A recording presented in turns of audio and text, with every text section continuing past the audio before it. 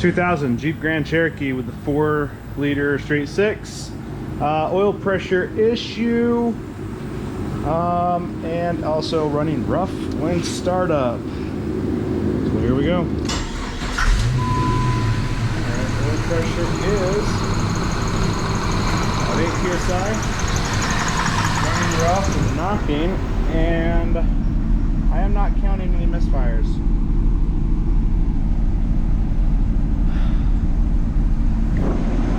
Which means we are having some other mechanical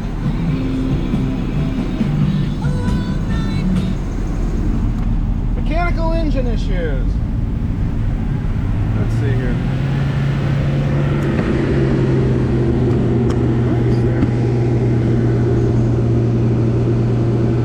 Okay, smooths out about 2,500 RPM.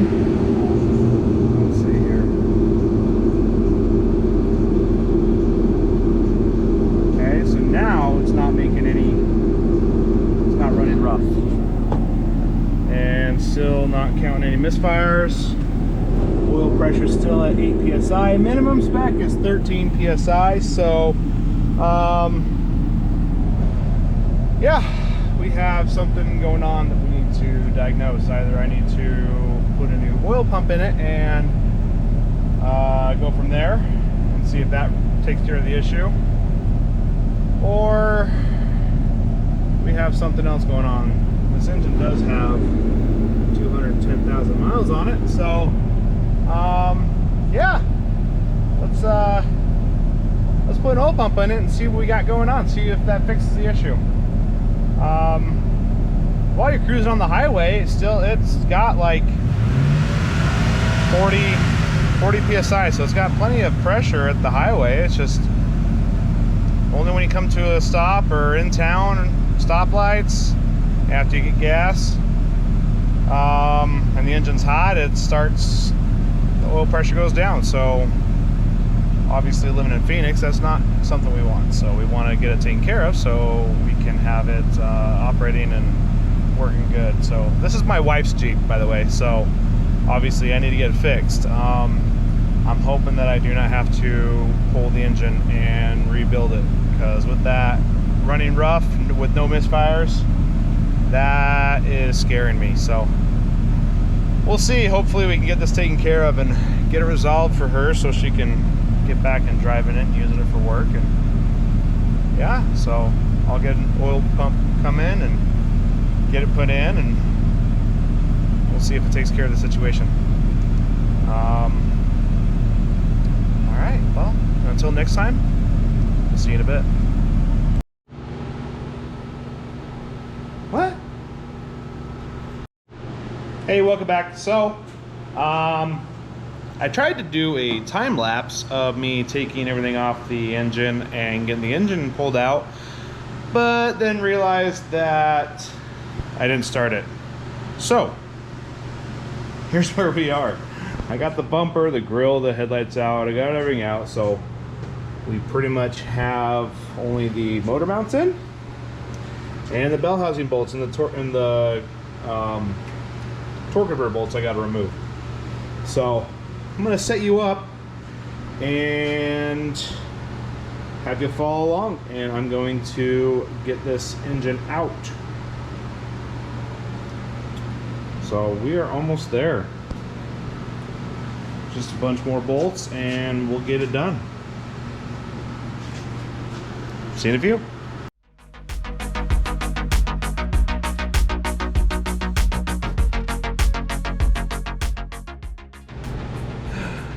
Hi, how are you? Oh, looks like I need to swap out the battery. Okay, bye-bye.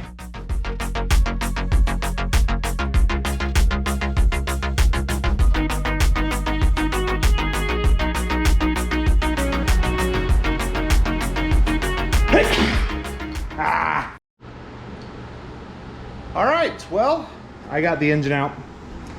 So now, the engine is out. I have it outside the garage. Here, let me open this. So there it is. It is currently 8:50 right now at night. Got the engine out. Yeah, so tomorrow I'm gonna start going back together. Gotta take the valve cover off and obviously the flywheel and the front timing chain cover on the distributor, and transfer those over to the new engine, which is actually sitting over there. You can't even see it. It's right there underneath the bumper. So that's where we're at right now. It's late. I'm tired. It's sweaty. Today was 116 degrees. It's 112 degrees right now outside. Welcome to Phoenix, Arizona, the surface of the sun. But yeah, so we'll get this done this weekend. We'll see you guys later.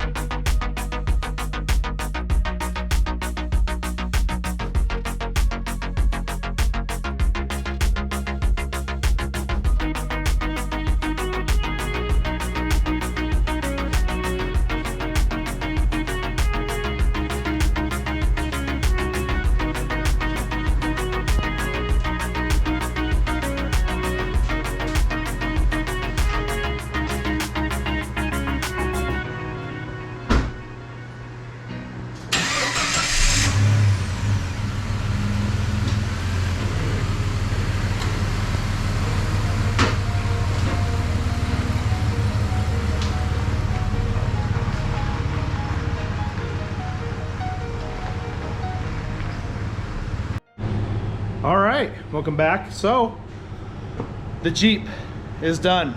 The engine is done. There it is.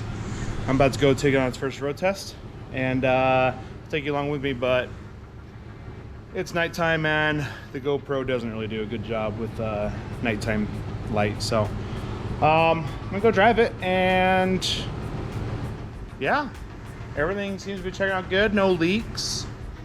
I synced up the camshaft position sensor.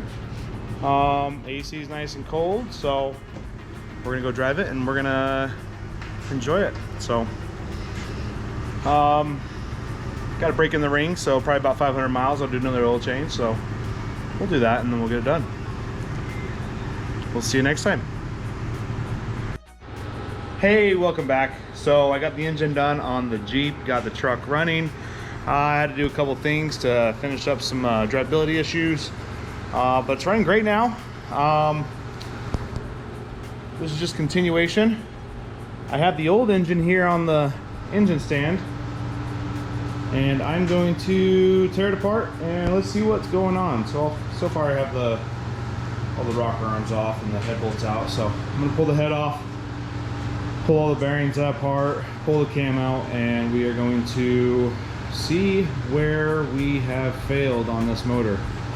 So I'm gonna set you up on the tripod and follow along with this assembly, and then I'll get the camera and I'll set you guys up so we can inspect and see what we have going on with this motor. So far got a lot of slop in the chain.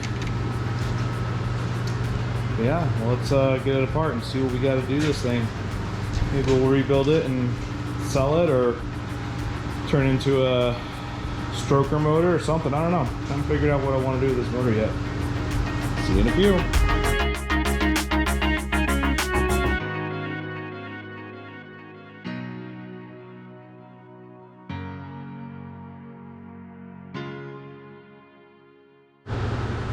All right, got this engine torn apart. Nothing honestly terrible, but with how the engine was, I mean, it wasn't making noise. It just had no oil pressure at hot soak. So after I got off the highway, after, you know, driving across the state, oil pressure was basically down to zero. It was below spec. So option is, you know, take the engine out, rebuild it, put new bearings in it, and put it back together and reuse it. These bearings they're pitted. The cam bearings are pretty much the worst. You can kind of see they're not the great. They're not the greatest. Let me get a light on there so there are some scuff marks, some wear marks. Let's see if we can get you to focus on it. Focus, focus, focus. I don't know why you're not focusing. Anyways. Okay. There's a little bit of wear on the thrust bearing. Okay, this front bearing looks to be more worn. See if I can get in there. You can kind of see there's actually a ding in the cam bearing. And let's see if I can get a mirror to see how we. There we go. Okay. And you can see the cam bearings are pretty worn out. Not that one. There we go. Pretty worn out. There's definitely a couple of dings in the bearing from someone hitting it. So obviously we need to put new cam bearings in and take better care of putting the cams back in this thing. Let's check this rear one here. Yeah, so they're definitely worn out. You can kind of see the variation in color. We changed the angle. There we go. Hopefully you can see that one. That's a good one. One thing I did notice, I put my mirror down, on the rear cap, this bearing is cracked.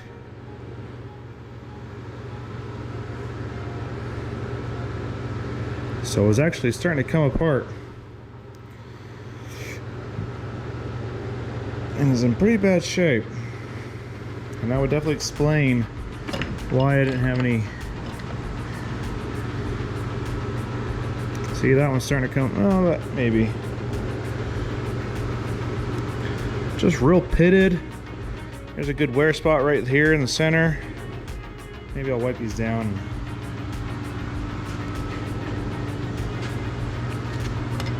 Let's see here. Wipe it down, get a better look at it. There we go. You can kind of see that one better now. So yeah, they're definitely worn.